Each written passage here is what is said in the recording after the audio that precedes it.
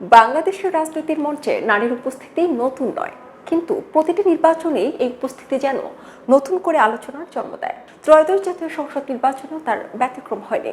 সংখ্যায় কম হলেও নারী প্রার্থীদের অংশগ্রহণ, লড়াই এবং জয় রাজনীতির সমীকরণে আলাদা করে গুরুত্ব দিয়েছে। এখন পর্যন্ত পাওয়া ফল অনুযায়ী ত্রয়োদশ জাতীয় সংসদ নির্বাচনে মোট অংশগ্রহণকারী 85 জন নারী প্রার্থীর মধ্যে 7 জন বিজয়ী হয়েছেন, যার মধ্যে দলের হয়ে প্রার্থী হয়েছেন 66 জন নারী, আর স্বতন্ত্র প্রার্থী ছিলেন 19 জন। ত্রয়োদশ জাতীয় সংসদ নির্বাচনে 300 আসনে মোট প্রার্থী ছিলেন 2017 জন। সেই হিসেবে নারী প্রার্থী ছিল মাত্র 4%। তবে সংখ্যায় কম হলেও নির্বাচন জুড়ে আলোচনায় ছিলেন নারী প্রার্থীরা। এবারে নির্বাচনে নারী প্রার্থীদের মধ্যে সবচেয়ে আলোচনায় ছিলেন ব্রাহ্মণবাড়িয়া 2 আসনের বিএনপি থেকে বহিষ্কৃত নেত্রী রুমিন ফারহানা, যিনি বিএনপির মনোনয়ন হারিয়ে স্বতন্ত্র প্রার্থী হিসেবে নির্বাচনে প্রতিদ্বন্দ্বিতা করে জয় তুলে নিয়েছেন। রুমিন ফারহানা হাঁস প্রতীকে পেয়েছেন 1,17,495 ভোট। তিনি তার নিকটতম প্রতিদ্বন্দ্বী বিএনপি জোটের প্রার্থী জমিয়তে উলামায়ে জুনায়েদ আল হাবিবের চেয়ে 37,568 ভোট বেশি পেয়ে বড় ব্যবধানে জয় তুলে নিয়েছেন।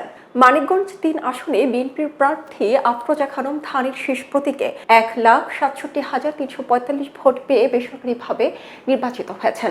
ঝালকাঠি 2 আসনের 147 কেন্দ্রে পোস্টাল ভোট সহ বিএনপি জোটের প্রার্থী ইসরাত সুলতানা ইলেন ভুট্টো ধানের শীষ প্রতীক 1,13,100 ভোট পেয়ে নিকটতম প্রতিদ্বন্দ্বী জামাত ইসলামীর প্রার্থীকে বড় ব্যবধানে পরাজিত করেছেন।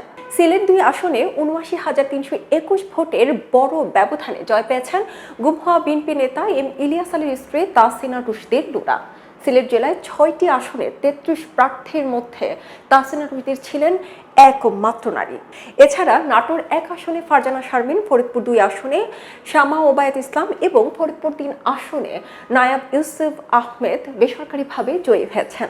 সংখ্যায় কম হলেও এই জয়গুলো কিন্তু একটি বার্তা দিচ্ছে যে নারীরা শুধু নির্বাচনে সরাসরি প্রতিদ্বন্দ্বিতায় অংশগ্রহণ করেছেন তা নয়, জয়ও ছিনিয়ে এনেছেন বেশ লড়াই করে। তবে প্রশ্ন থেকে যাচ্ছে, সংসদের সরাসরি নির্বাচিত নারী সদস্যদের এই সংখ্যা কি সন্তোষজনক? এখন সময়ই বলে দিবে নারী সংসদের এই প্রতিনিধিত্ব নীতি নির্ধারণের কতটা প্রভাব ফেলতে পারে। খবরের কাগজ, নিখাত, নির্ভীক, নিরপেক্ষ।